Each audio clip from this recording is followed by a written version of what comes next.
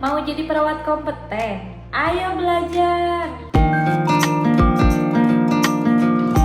Hai, Assalamualaikum warahmatullahi wabarakatuh. Di pembelajaran kali ini, Nurse akan mengajak teman-teman untuk belajar tentang komunikasi. Apa itu komunikasi? Komunikasi secara umum adalah proses penyampaian pesan dari pengirim pesan atau sender ke penerima pesan atau receiver. Nah, di setiap profesi pasti ada jenis komunikasi yang detail dan khusus dengan profesinya masing-masing. Misalkan dalam manajemen bisnis dan yang lainnya, itu pasti ada teknik-teknik komunikasi tersendiri. Dan di tenaga kesehatan sendiri, khususnya kita sebagai perawat, ada komunikasi yang dinamakan dengan komunikasi terapeutik, yaitu komunikasi yang dilakukan secara sadar dilakukan oleh perawat kepada pasien yang memiliki tujuan untuk meningkatkan derajat kesehatan pasien. Jadi setiap kita perawat melakukan tindakan ataupun asuhan keperawatan lainnya kepada pasien disarankan dan diharuskan untuk melakukan komunikasi terapeutik.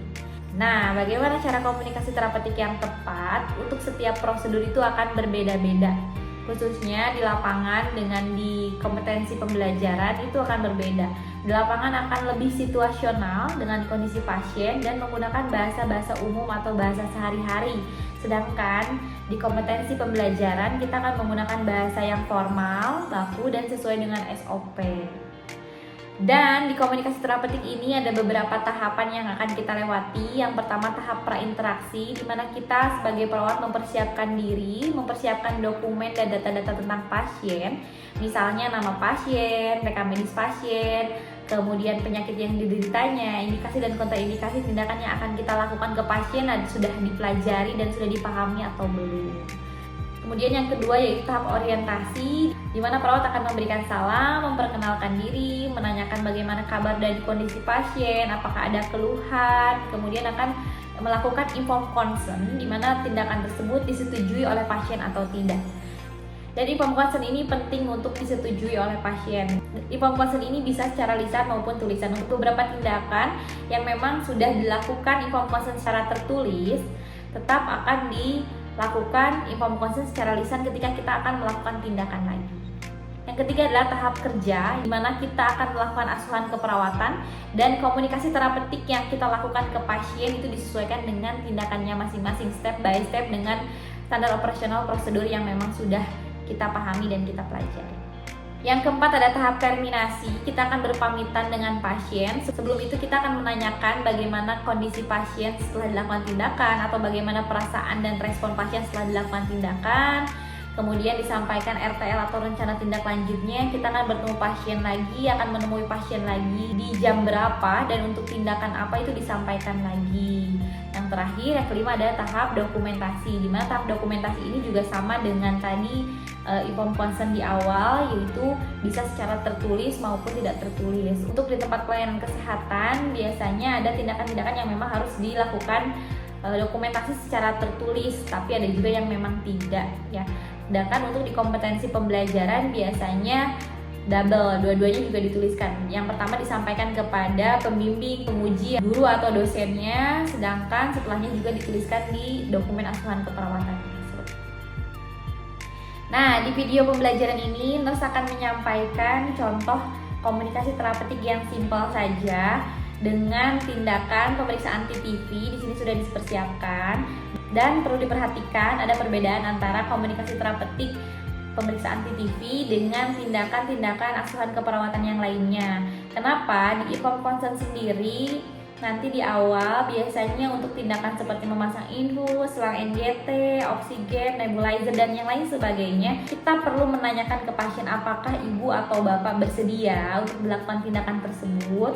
Sedangkan untuk pemeriksaan PPV ini kan sifatnya wajib untuk semua pasien, biasanya seminimal-minimalnya dilakukan per shift. Sedangkan untuk pasien observasi tergantung ada yang berapa menit sekali, misalkan 10 menit sekali, 15 menit sekali, 1 jam sekali, dan lain sebagainya. Itu jadi untuk pemeriksaan CCTV ini tidak diperlukan informed consent yang ditanyakan bersedia atau tidak, sedangkan pasti kita tanyakannya sudah siap atau belum.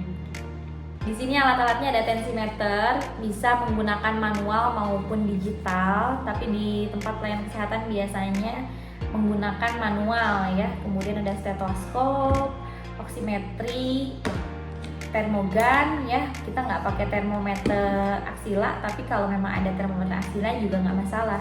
Dan untuk praktikum biasanya harus membawa buku catatan, buku kecil, dan juga pena. Nilai normal TTP-nya sendiri yaitu untuk tekanan darah berbeda dari setiap usia antara anak, dewasa, dan lansia. Untuk dewasa sendiri biasanya startnya dimulai dari 100/60 sampai dengan 120/80. Dan untuk lansia biasanya dimulai dari 140/90 sampai dengan 160/100 tergantung dari kondisinya. Jika memang tidak menderita penyakit hipertensi atau darah tinggi, 140 atau 150 itu kadang sudah dikatakan sebagai hipertensi grade 1. Kemudian untuk nadi, nilai normalnya beberapa ahli menyatakan nilai yang berbeda-beda. Ada yang 60 sampai dengan 100 atau juga 60 sampai dengan 120 untuk dewasa. Sedangkan untuk anak itu bisa lebih cepat lagi, dari mulai 80 sampai dengan 140 dan lain sebagainya.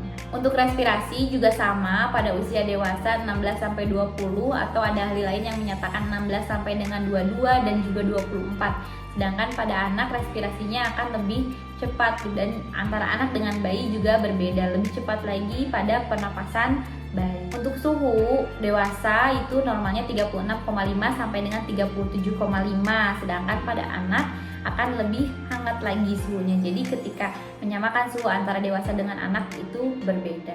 Dan untuk oksimetri atau kadar oksigen yang ada di dalam tubuh, nilai normalnya adalah dimulai dari 96% sampai dengan 100. Jadi di atas 95%, 96 sampai dengan 100 nilainya sudah normal. Pemeriksaan TTV ini pada anak tidak semua dilakukan karena menggunakan alat yang khusus, tensimeter yang khusus, atau bahkan pada ruangan-ruangan kegawat daruratan seperti ICU, HCU, dan IBS atau instalasi bedah sentral biasanya menggunakan monitor ya. Untuk pemeriksaan suhu, biasanya di rumah sakit ada yang menggunakan termogan seperti ini. Dia mendapatkan hasil yang lebih cepat dan efektif untuk di anak, tapi pada demam dia kurang efektif karena lebih efektif menggunakan termometer aksila, dimana nanti akan lebih akurat ketika digunakan di aksila. Tapi pada anak yang rewel biasanya akan lebih repot karena waktu yang dibutuhkan cukup lama ya. Dan komunikasi terapeutik ini biasanya selalu dilakukan di pembelajaran ya, karena setiap praktikum stase-stase OSCE yang akan kita lakukan biasanya juga memang harus melakukan komunikasi terapeutik untuk menambah nilai praktikum tersebut. Seperti apa praktikumnya? Mari kita simak. Assalamualaikum Ibu. Waalaikumsalam. Perkenalkan, saya perawat Delantari. Hari ini saya bertugas sebagai perawat pelaksana dan perawat penanggung jawab Ibu ya Bu ya, di tugas pagi ini jam 7 sampai dengan jam 2 siang. Benar, ini dengan Ibu S? Ya, betul. Iya, betul, dengan Ibu S ya. Ibu kan baru masuk ke ruang rawat inap sekarang ya. Sebelumnya Ibu dari IGD atau dari Poli? IGD. Dari IGD. Gimana sekarang perasaannya? Sudah membaik atau masih sama saja ketika masuk ke IGD? Masih lumayan membaik. Lumayan membaik ya Bu ya, karena kan saya lihat di riwayat pengobatannya di IGD juga sudah sempat masuk terapi atau masuk obat ya Bu ya. Nah Ibu sekarang keluhannya yang dirasakannya apa? Pusing sama agak sesek. Masih pusing dan agak sesek. Iya. Nanti kita cek ya, memang sesaknya itu kita perlu pakai oksigen atau tidak. Iya. Nah Ibu, ini namanya di ruang perawatan teratai, ruang perawatan penyakit dalam. Ibu pun nanti ada dokter penanggung jawabnya, yaitu dokter spesialis penyakit dalam ya Bu ya. Dan di sebelah sana di belakang nanti ada nurse stationnya. Kalau memang Ibu memerlukan bantuan, Ibu boleh pencet bel, atau kalau nanti ada keluarga, boleh minta tolong keluarga menyampaikan keperluannya ke meja perawat ya Bu ya. Nah, Ibu di sini di ruangan ini nanti akan ada pemeriksaan rutin, yaitu pemeriksaan tanda-tanda vital. Ya, tanda-tanda vital ini nanti akan mengecek tekanan darah Ibu, nadi, suhu, pernapasan, dan kadar oksigen Ibu. Tujuannya itu tadi untuk kita mengetahui nilai-nilainya dari Ibu ini normal atau memang ada perbaikan atau tidak gitu ya Bu ya. Dilakukan pemeriksaan tanda-tanda vital ini sehari bisa 3 kali Bu. Memang aturannya 3 kali karena setiap pergantian shift dinas nanti setiap perawat akan langsung melakukan pemeriksaan TTV gitu ya. Dan sekarang pun saya akan melakukan pemeriksaan TTV-nya, dan nanti prosedurnya Ibu akan diperiksa tensi, nadi, suhu, pernapasan, dan juga kadar oksigen Ibu ya Bu ya, menggunakan alat yang memang alatnya tidak terlalu banyak juga. Nanti tempatnya di sini saja, di tempat tidur Ibu. Ibu boleh sambil duduk dan sambil tiduran juga boleh. Yang penting Ibunya rileks. supaya nilainya juga nanti bagus ya. Waktunya juga nggak lama, sekitar 3-5 menit setiap kali pemeriksaannya. Ketika ibu di TNC juga memang ada keluhan, nanti boleh disampaikan keluhannya apa untuk observasi dan evaluasi kita ya. Bagaimana ibu, bersedia dan siap? Bersedia. Kalau gitu saya sudah membawa alatnya, saya sudah mempersiapkan alatnya, kita mulai saja ya Bu ya. Di sini sebelum kita melakukan tindakan, jangan lupa kalau memang alatnya sudah siap, kita sebelum masuk ke ruangan pasien sudah melakukan cuci tangan 6 langkah dan menggunakan handscoon. Kalau memang sampirannya perlu ditutup, harus ditutup dan dilanjutkan ke pemeriksaan kepada pasien. Ibu, yang pertama kita tensi dulu ya. Ibu ada riwayat tekanan darah tinggi atau bahkan rendah? Biasanya sih rendah. Biasanya rendah. Nilai rendahnya berapa Bu? Kadang di 170. Usianya ibu kan masih tergolong ke usia dewasa ya. 170 memang tidak terlalu rendah, juga tidak terlalu tinggi. Tapi jika memang ibu biasa normalnya agak tinggi, 100 itu bisa dibilang rendah. Kalau memang ibu biasa tinggi ya.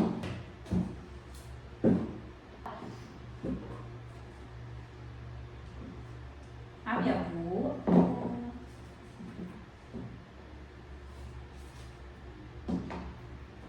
Kalau agak kenceng, kalau nggak kuat bilang ya.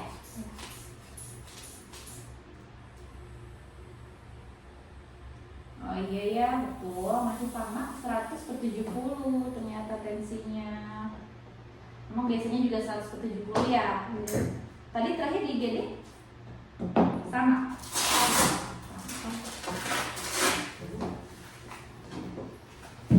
Nah sekarang kita akan mengecek nadi dan kadar oksigen ibu ya. Jadi kita menggunakan alat sambil memeriksa suhu ibu. Maaf ya Bu. Ibu benar ya, suhunya juga agak naik nih, 38,1, udah agak demam. Memang ketika diraba juga ibu teraba hangat ya, terasa hangat. Di rumah ada demam? Ada. Sudah berapa hari? 2 hari. 2 hari, ini berarti hari kedua ya. Ini kadar oksigennya 96% dan nadinya 95 ya Bu ya. Untuk nadinya juga normal, untuk oksigennya juga bagus, normal. Pernapasannya saya tadi sambil memperhatikan, saya cek pernapasan ibu selama 1 menit, nilainya juga normal ya Bu ya, 18 kali per menit. Nah, untuk tensi ibu sendiri itu kan tadi nilainya 100/70 ya. Untuk dewasa itu memang nilainya mulai dari 100/60 sampai dengan 120/80. Itu nilainya adalah normal Bu. Kecuali nanti untuk anak dan untuk lansia berbeda. Untuk lansia biasanya startnya itu dimulai dari 140/90 naik sampai dengan nilai-nilai tertentu sampai dengan batas hipertensi atau darah tinggi. Ya, jadi ketika nanti misalkan ada keluarga ibu yang sakit, nilainya 140/90/100, memang jika usianya lansia lebih dari 60 itu nilainya normal. Dan untuk tensi ibu tadi juga nilainya normal. Untuk pernapasan ibu nilainya 18 itu normal, karena normalnya itu dari nilai 16 sampai dengan 24 kali per menit. Ya, suhunya memang agak naik sedikit ya, tadi 38,1 ya Bu ya. Biasanya normalnya 36,5 sampai dengan 37,5. Tapi berbeda lagi jika memang ibu sudah dari suhu yang panas, dari luar ruangan, itu memang bisa meningkat walaupun tidak sakit. Ya, sedangkan kondisi ibu sekarang memang sedang sakit gitu. Tadi oksigennya nilainya 96% dan itu juga bagus ya. Nah, nilai oksigen yang normal itu dari 95% sampai dengan 100%. Untuk nadinya juga bagus, tadi 95, nilai normalnya 60 sampai dengan 100 ya. Jadi semua nilai tanda-tanda vital ibu dalam batas normal kecuali nilai suhunya ya Bu ya, yang memang agak meningkat sedikit gitu. Gimana perasaan ibu setelah dilakukan tindakan pemeriksaan TV ini? Agak lebih tenang karena bisa tahu semua tanda-tanda vital aku tuh ada di berapa, kayak tensi, semuanya itu jadi tahu. Ya, jadi lebih tenang ya Bu ya, nggak khawatir lagi tensi saya tinggi atau tidak, rendah atau tidak, nadi dan yang lain sebagainya. Untuk peningkatan suhunya kan nanti ada terapi juga dari dokter yang akan dibantu oleh perawat ya Bu ya. Ada yang mau ibu tanyakan dulu sebelum saya pamit? Sudah cukup ya. Nah, setelah dilakukan tindakan pemeriksaan, nanti insya Allah siang jam 11 saya akan balik lagi ke sini untuk memberikan terapinya. Nanti ada terapi atau obat yang harus ibu konsumsi, obat sebelum makan dan sesudah makan ya Bu ya. Begitu. Baik, terima kasih Ibu. Saya pamit dulu. Kalau ada apa-apa, Ibu perlu bantuan boleh ngechat beliau tadi ya, atau boleh keluarganya ke nurse station. Saya pamit ya Bu ya. Assalamualaikum. Waalaikumsalam. Pada hari Senin tanggal 10 Juni 2024 jam 10.30 telah dilakukan tindakan pemeriksaan TTV atau tanda-tanda vital kepada Nyonya S dengan nilai tekanan darah 100/70, nadi 95, respirasi 18, suhu 38,1 dan SpO2 96%. Dan respon pasien mengatakan lebih tenang setelah mengetahui nilai TTV-nya dalam batas normal. Perawat Dewantari, paraf atau tanda tangan. Cukup. Nah, sekian pembelajaran kali ini. Semoga bisa bermanfaat dan menjadi referensi untuk teman-teman belajar. Next, kita belajar apa lagi? Silahkan komen di bawah. Jangan lupa jaga kesehatan dan selalu bahagia. Thank you for watching. Wassalamualaikum warahmatullahi wabarakatuh.